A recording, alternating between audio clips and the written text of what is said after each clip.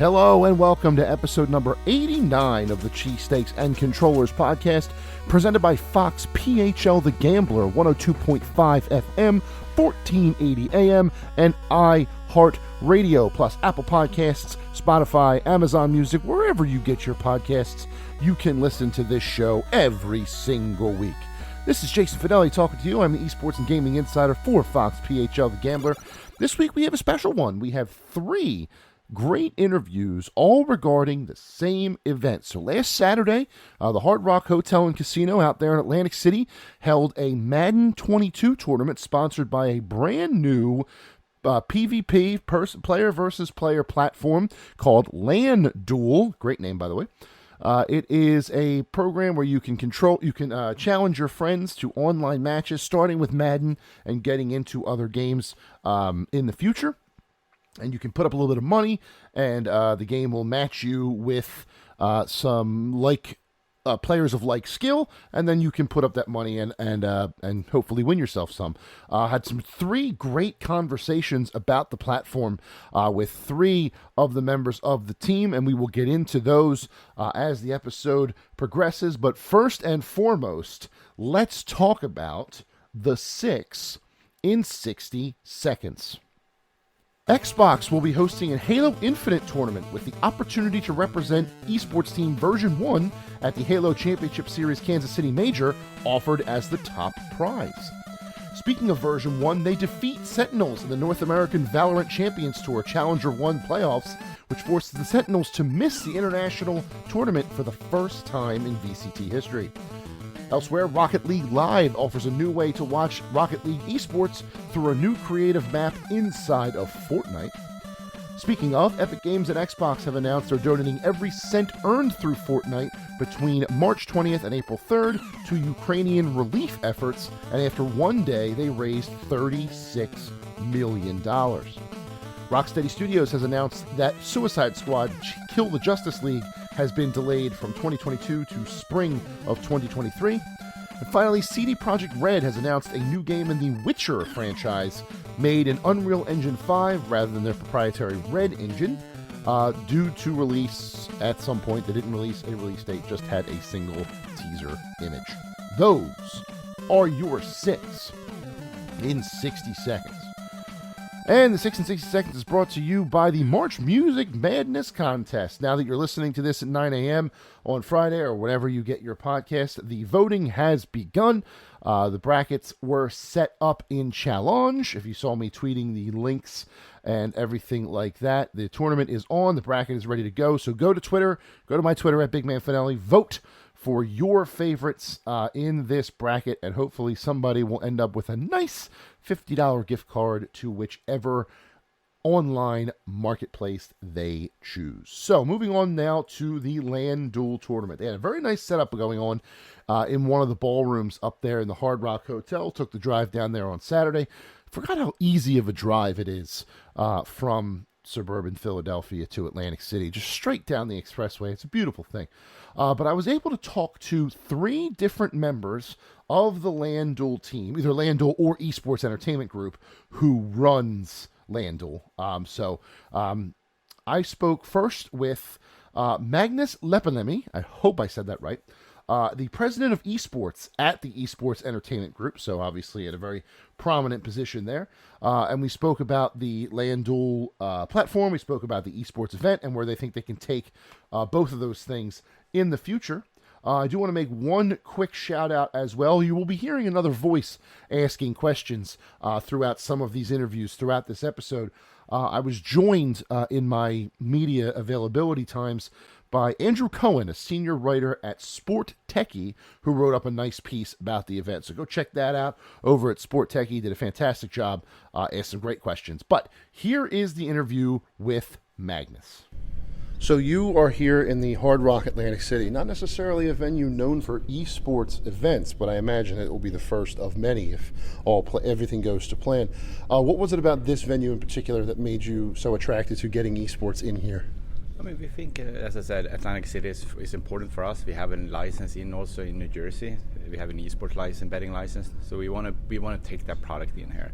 And also we've been working close with the DGE to get Landuel approved by them. This is the first esports actual betting product that's been approved by the DGE. Otherwise, they already run themselves. They do everything there. We got it approved, and we worked hard with them to make that show. So that's why we also want to do that. For the venue, Hard Rock is a good partner. They really want to get into the new things. Casinos need to get people, younger demographics in there. How do they do that? Esports and gaming is the one that's really getting that drive in.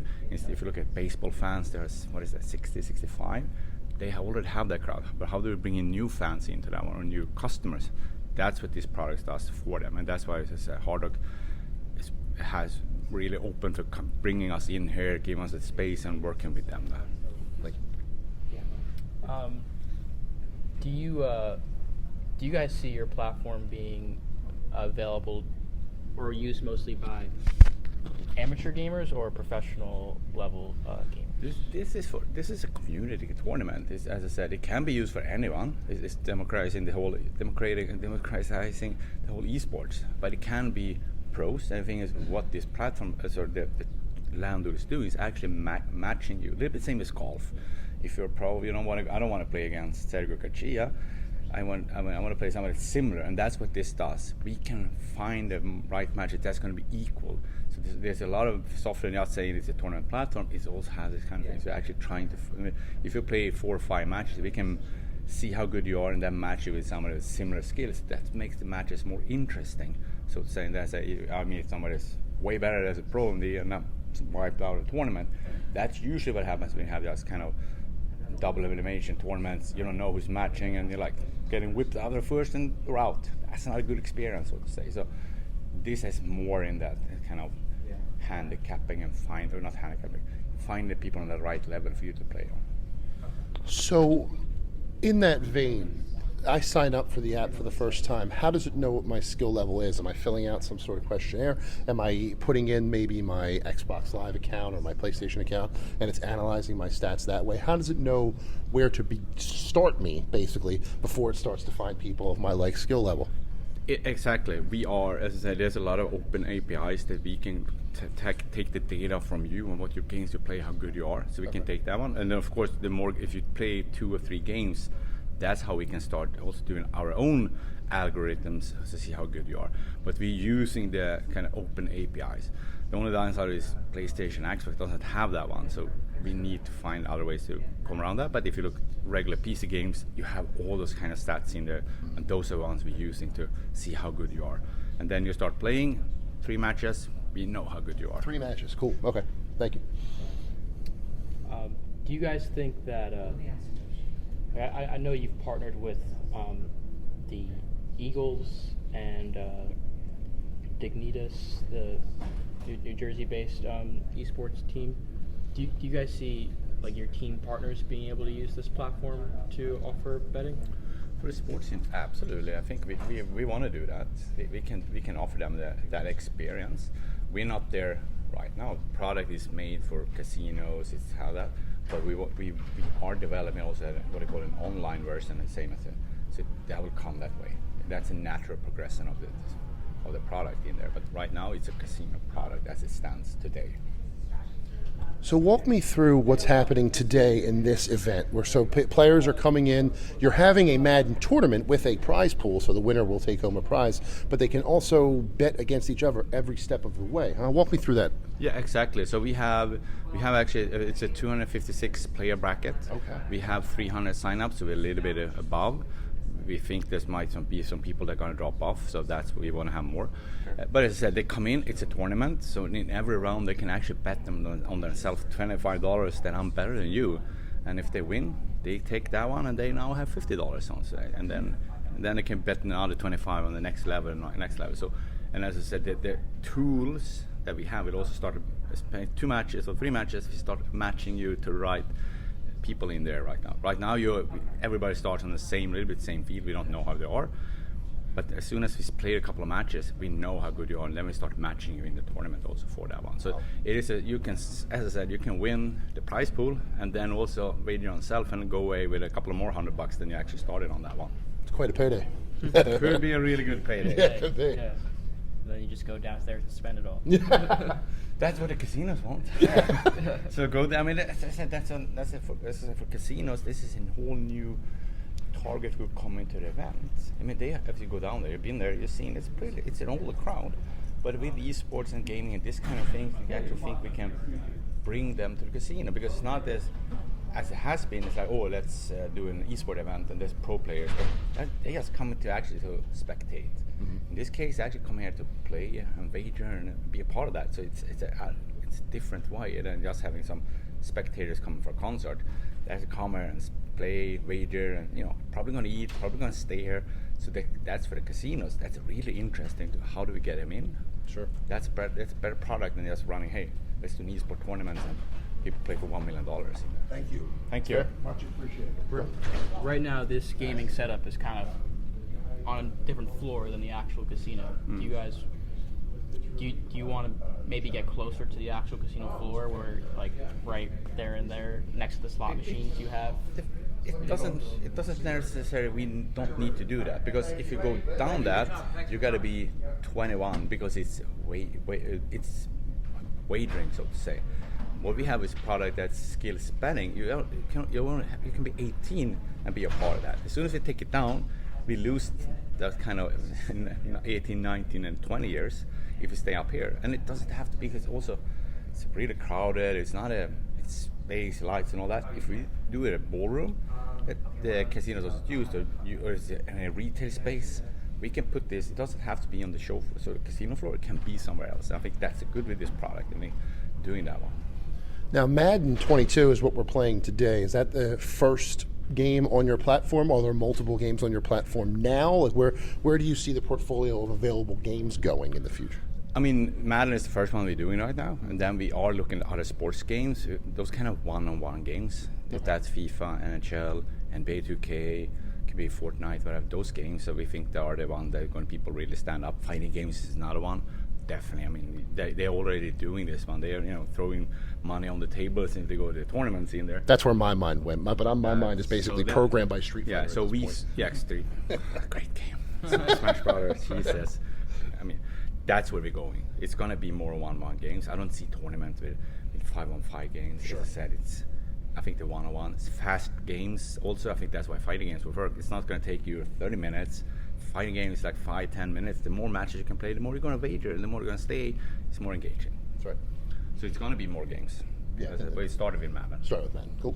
So I didn't know that this was actually 18 and up. I'm a little confused. Did you guys need like a gambling license to host this event, or that's the thing. This is not a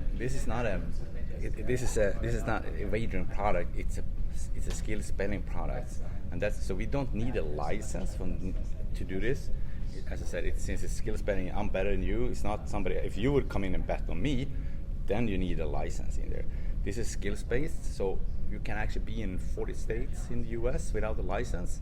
You have to make sure that people are above 18, so to say. So it's kind of in the category of like fantasy sports for legalization. Yeah. So that's a good thing for casinos. They can even, as I said, 18, but that's important. It's not wagering. Everybody's, it's wagering. No, it's skills betting. It's skills, but there's a difference in there, and as I said, you can be 18, and that's a good thing. Well, I think the difference is that the players are betting on themselves against the player next to them. Exactly. It's not a giant pool of people, and you're not just going down and betting on one team. I think that's where the difference lies. But I had the same question. I had the same when I talked to Murphy Vanderveld back in December. I was saying, obviously there may be some like match fixing things that could be an issue, and he explained to me that your platform has methods to not let that happen thanks to how it matches and stuff like that. Can you elaborate a little further on how that's been refined? I would refer to talk to the guys at the EEG Labs who build that one. They know better that, but we have built-in things so we can make sure there's no those kind of things people throw in the games and all that. And there's a like measurement that I can play you 5 times and just throw in money, so avoiding that kind of money laundering things. Sure. But all that kind of security, I spoke to William or Paul about that. They know better than that. But we have security measurement in place, so we make sure there's no fixing and all that. Perfect. Thank you. Yeah. Do you know, are the people here allowed to bet that they'll lose, or is it just that you can only bet on yourself to win? It's only to bet to win. You can only bet on yourself winning. Okay. I don't know I'm going to lose because that's it. And that's why you're part of the tournament. You want to win the tournament. You don't want to throw yourself in there. So it's all about you can bet that you're winning. Okay. So it's not that I'm going to lose. I don't know. Why should I bet when I want to lose? So then, my last question for you is: so again, this is just your first of many events. What kind of things are you looking for as far as how you would build this into future events? Are you trying to use this as a blueprint to send to other, maybe even the developer themselves? Maybe EA Sports would want to get involved in something like this. What is your goal, I would say, from this event, other than just having a good tournament? I mean, the goal is to collect the data. As I said, these players, can we attract the younger group coming to the casinos? Can we see what's the benefit for the casinos? As I said, they come in the esports, they then start buying more food. They go to the restaurants. As I said, for them, it's on top of that having that kind of esport thing to offer, because they're going to need that if we want to attract younger people. But also see that's actually a demographic that generates money for them. Mm-hmm. Everybody thinks gamers is that kind of 14-year-old kid sitting in a basement alone playing video games. He doesn't have any friends. He doesn't have any money. I mean, if you look at gamers, they are actually making, I think it's $21,000 above the average person in the US. So they actually have money to spend. They're young, affluent, so they also spend more money on that one. So I think that's what we want to show, that this is good for the casinos also. It's a thing there because they're looking at esports for a long time, or gaming. I don't know really how to get into that one. And I think this is what we're trying to show. This is the way to do that, and this is something you do. Wagering, it's part of what you already do. People come and wager on themselves in here and doing that one. So that's why we're trying to collect all the data. Of course, having a great time, great tournament, but the data of people coming here, how they spend, that's part of that also. And also said, are people wagering on themselves, how much are wagering, all that. So it's a lot of data collecting for us the first time. Cool. Thank you. Just one more. Do you? I think right now people could only bet to win or lose. Do you see ever incorporating odds into the platform? And do you see, like, in a Madden game, could you do prop bets like 5 touchdowns before the half, for example? Of course. I mean, as I said, this is just the first iterations. I think there are ways we want to build a product, and we do that. And as I said, can you building odds? As soon as we have a lot of people playing that, we can start creating those kind of odds and do as you said. You come in and see you and me playing, and hey, I want to see Magnus, I'm going to bet $10 on him. Then we can create that kind of bet behind feature on that, and then we also can of course start adding in other bets in there where I do 5 touchdowns, or we can then start matching. Say you're way better than me. You need to score 5 touchdowns to actually win over me. So it's a little bit of handicap system also built into that one. So there's a lot of things tech behind that. Then we see there's a long period of developing a product here. This is, as I said, this is the first iteration. We got it. We're really happy with it. We've done all the testing. So now we want to get out, and then we have a whole product roadmap also for the product. Perfect. Thank you, Magnus. Thank you for your time. Appreciate it. Perfect. Thank you. All right. Welcome back to Cheesesteaks and Controllers, episode number 89. Moving right along here in our Landuel Hard Rock Hotel and Casino episode after their fantastic tournament in Madden 22, the first ever esports tournament held in a casino of its kind. Back on Saturday, March 19th, had an excellent time talking to a lot of good people about what was going on there, and really did dig everything that was that they had going on, everything that they had set up. The room was very nice. The ballroom they were using, the extra areas where people could try out the Landuel platform was cool, and getting to talk to people about the project was very, very cool. Our second interview here is with the CEO of Esports Entertainment Group, the guy. His name is Grant Johnson. This is a fantastic interview talking about, again, the future of the Landuel program, what they are trying to do with this particular tournament, the kind of goals that they are setting for this event, and much, much more. So please enjoy my talk with Grant Johnson. Grant, first question for you. As I asked Magnus earlier, Hard Rock is not normally a place associated with esports, but I have a feeling that if this goes well, you might be able to change that. Was that part of the reasoning as to why you came here? 100%. As you see, we have a room with 500-something 25-year-olds, under 30. This is demographic that the casinos covet. They want this demographic. They're not currently getting this demographic. And part of the reason is the casinos don't have a product that the younger gamer wants to play. With the Landuel product, there's now something that makes sense to the casinos because it's a betting product. So there's revenue from the rake off each of the wagers. But more importantly, the bigger economic picture is when these people come into your place to game, they're going to buy food. They're going to stay, they're going to pick up a show, they're going to get a drink. So the additional revenue of having 500 30-year-olds into your facility who have a lifetime value because they have 30, 40 years, they're going to be out doing these types of things. This is a demographic, and this is really the economic story for the casinos. That's why the Hard Rock was very interested. We approached them about a year ago. They were, yes, we want to do this. After the event, we're going to be able to break down the data, and we'll be able to show the casino the spend of every single one of these people when they came in because they were all getting a card. You get the power card or whatever. Wild card, I think it's called. The wild card, yeah. And so, and they want to put that when they're at the bar because they get points. Right. So they've incentivized to put that card in. So we'll be able to collect that data that not only, here's what this person did gaming-wise, and you made $10 off them in rake from gaming, but you made $250 off their additional spend. That's where it gets exciting for the casinos. Now, obviously, you have a little partnered. EEG has partnered with some of the sports teams up in the city. Eagles, yes, Union. In your town. Yeah, right in my town. Philly Union and Eagles. Yeah, you'll be doing a tournament in Warzone with the Union very soon, I believe, through EGL. Do you ever have ideas for any co-partnerships where you bring them down here to Hard Rock and some sort of like Eagles-sponsored Madden tournament, something like that? We definitely see that as a big piece. Now, that once this product gets launched, which is today, this is the inaugural event. So after this event, we will be going back to the pro teams and saying, initially the pro teams wanted to, they want to see how it works, right? They want to see what it looks like. It is a betting product, it's not a gambling product. You do not need a gambling license for this product. You do have to have the right regulatory framework in the state. We believe it's 41 states will allow gaming for monetary prizes. Jersey's clearly one of them. I hope so. as is Pennsylvania. I know some of the states that absolutely aren't there yet.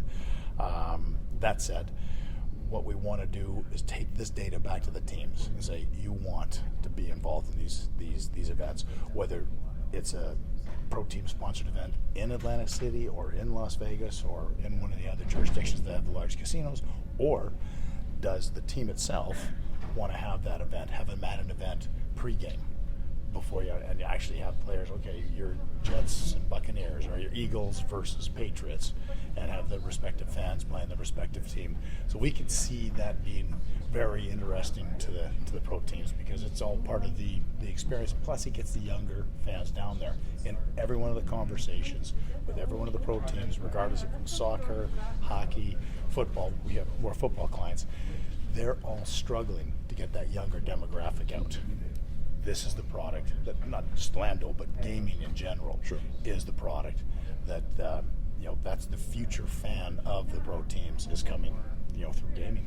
Right now, in particular with this app, because there are monetary, because you're wagering on each other. It's not. I mean, there is a prize pool for the tournament, but you also have that hand-to-hand.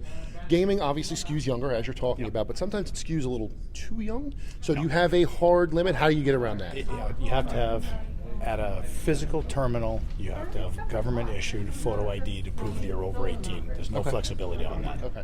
So there will be no, and not even like with a parent, a kid couldn't? No. Good. All right. So that answers that question. I have a feeling that's like the only lasting question I had as far as getting around the regulatory stuff. But what do you, other than collecting the data today, what are you looking forward to, what are you looking to achieve with this as far as esports in general, coming to a more general audience? Because just standing out there, you see people looking in like, hey, what's going on there? What are they doing? That sort of thing.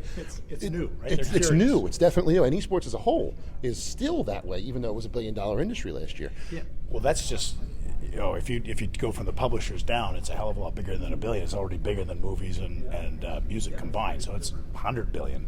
That What you see there is the new factor. It's coming into the mainstream now. Gamers have known gaming's been around for decades. That's right. It's not new to them. It's new to everybody else, because everybody else thought that gamers were 14-year-olds in their parents' basements. The fact of the matter is 70% of gamers are between 21 and 35. So they're not kids. These are programmers, graphic artists, systems engineers. They, on average, have $86,000 in income. That tracks 22,000 higher than the rest of the demographic. They're usually better educated. They have more disposable income. So this is new. It's a coveted demographic, and our other objective here in showcasing this product is to show the casinos you want this product. For all of those things I just listed, you want this demographic coming to your casino property. Now, as I asked Magnus in our previous interview, obviously Madden is the first game. I can't imagine it's the only game you want to put on this portfolio rather than sports games. He did mention, though, you're going to stick to one-on-one games for the time being, not so much like the 5-on-5 games, like a team games. What is that, just to get the kinks out of the system, or is that something you just don't want to pursue at all? No, it's not so necessary to get the kinks out. The issue is in a casino environment, unless you're coming out with your entire CSGO team, your buddies, and you're going to sit down and you're waiting for another team to come in. That's a little. You can organize that in an organized tournament. You could have 5-on-5 teams.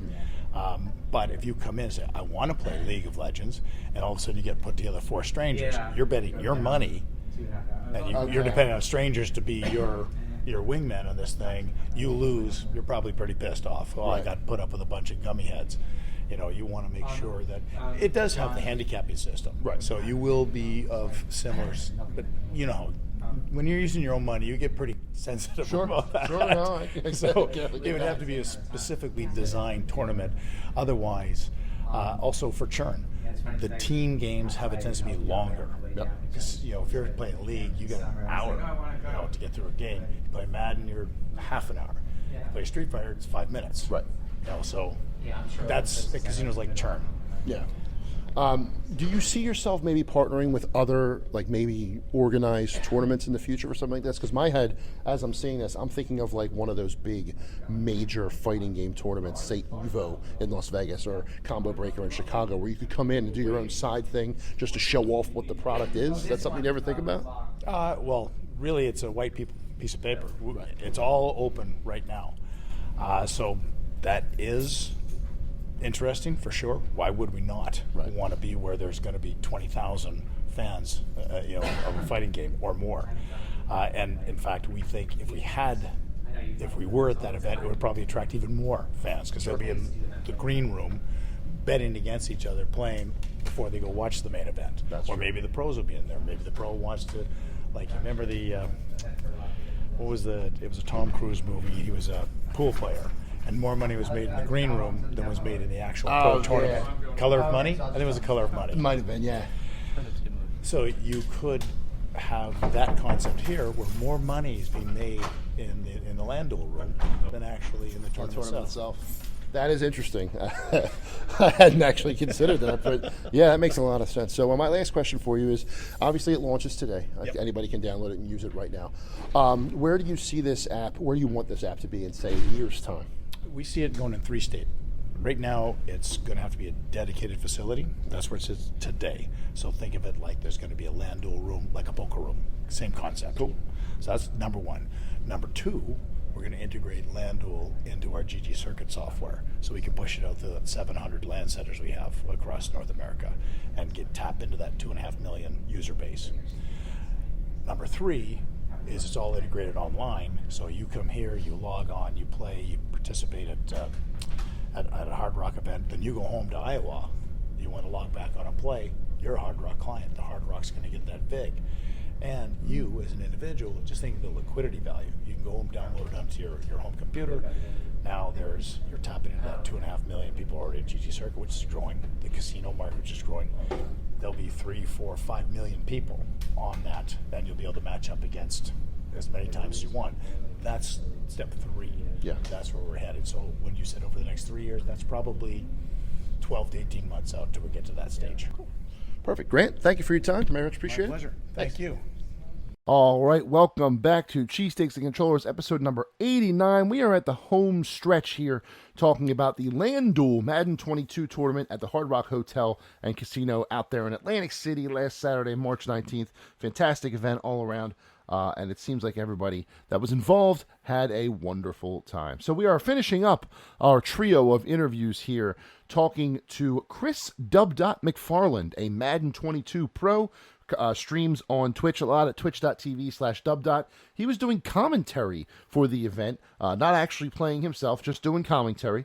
But a Philly man, born and bred, now lives out there in Ohio, but a Philly guy, really likes his Madden, really likes playing it. We talk about the future of Madden, we talk about Madden esports, and get into a couple of other topics here regarding Madden 22 and competitive Madden in general. So it's a great interview, very much appreciated having some time to talk to him.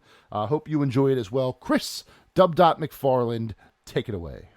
So talk to me about the competitive Madden scene. This is actually my first opportunity to come down to a competitive Madden tournament like this. How would you rate where it ranks right now as opposed to maybe other esports that people might be more familiar with?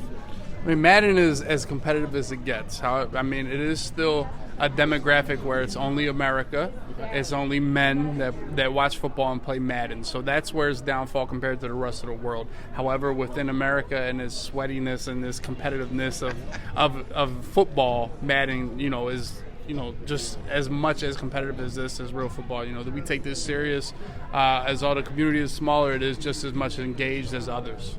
So we're in Madden 22 right now, obviously, is what we're playing at the moment. How do you view the state of Madden itself right now? Obviously, people have said that it, maybe on Twitter or whatever, have said that it's maybe stagnating because there's no competition. The updates are iterative as opposed to more, I guess, all-encompassing, that people want some big changes. What do you think about how Madden plays and feels right now? I mean, Madden is great. It's stuck in the every year a new game mold that has been around for 20 plus years. And I feel like they've stuck to that mode. Every new football season, they need a new game.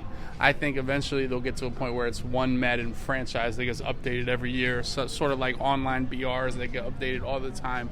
But I feel like Madden is still stuck in that every year, new game, new mode, new features every single year. So I think being a prisoner of that kind of holds Madden back a little bit, but I still think it keeps it fresh and keeps it entertaining and keeps more things to talk about every single year when the game releases in August. It's also a seasonal game. Sure.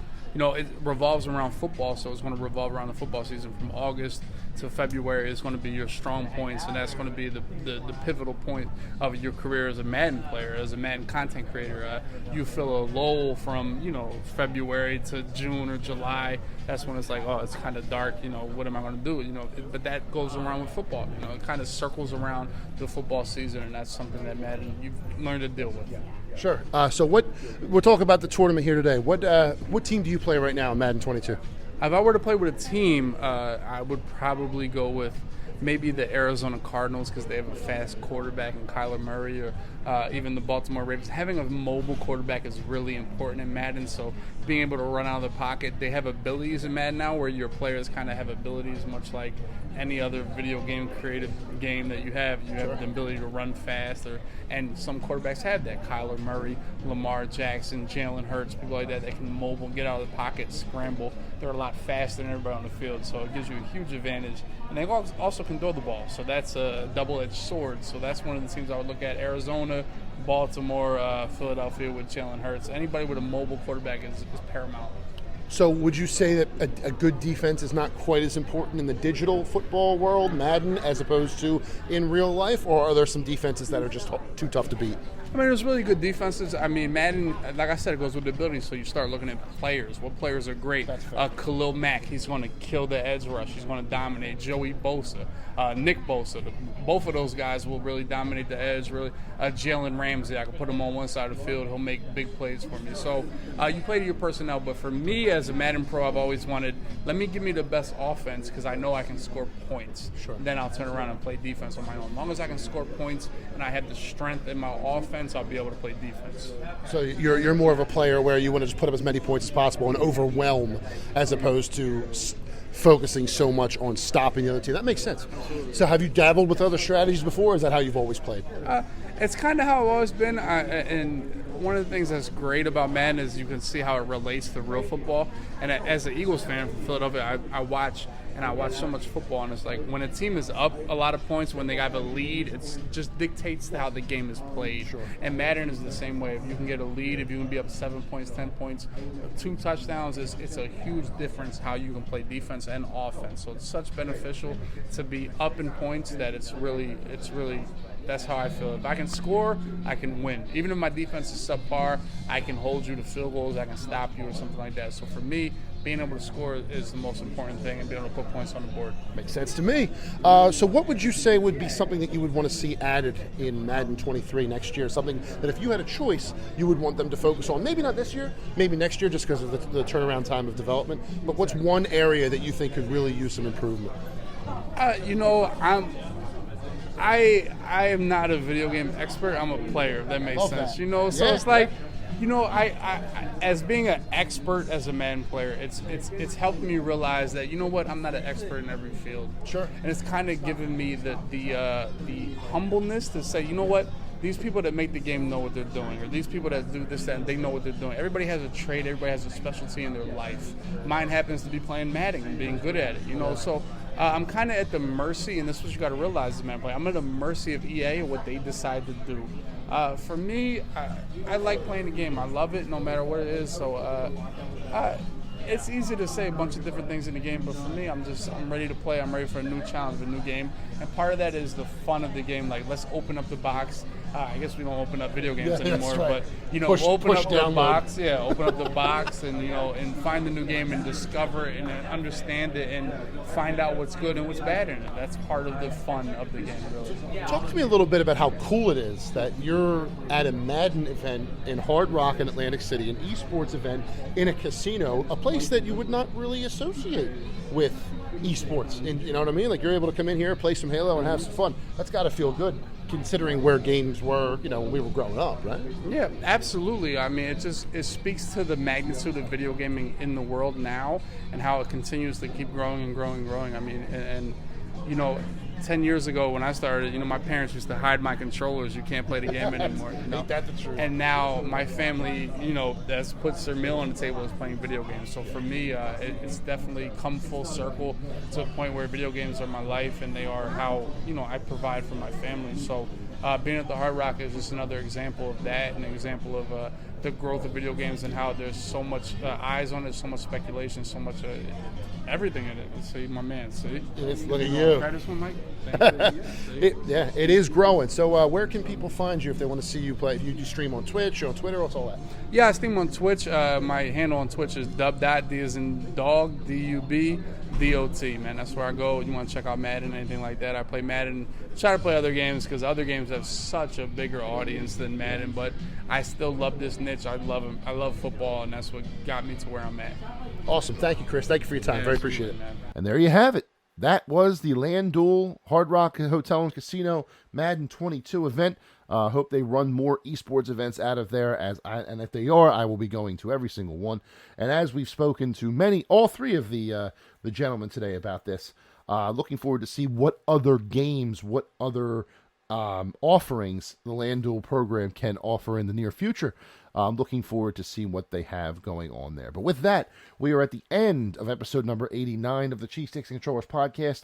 As always, presented by Fox PHL The Gambler, 102.5 FM, 1480 AM, iHeartRadio, Apple Music, Spotify, wherever you listen to podcasts, we are there bringing you the latest in video games and esports every single week. Join us again next week for episode number 90 of the Cheesesteaks and Controllers podcast. Not sure what's going to happen because you never can predict this crazy industry that we all talk about, but I am looking forward to bringing you whatever that may be at the time it happens. So have a great weekend, have a greater week right behind it, and we will be back next week talking to you about all things video games, and goodbye.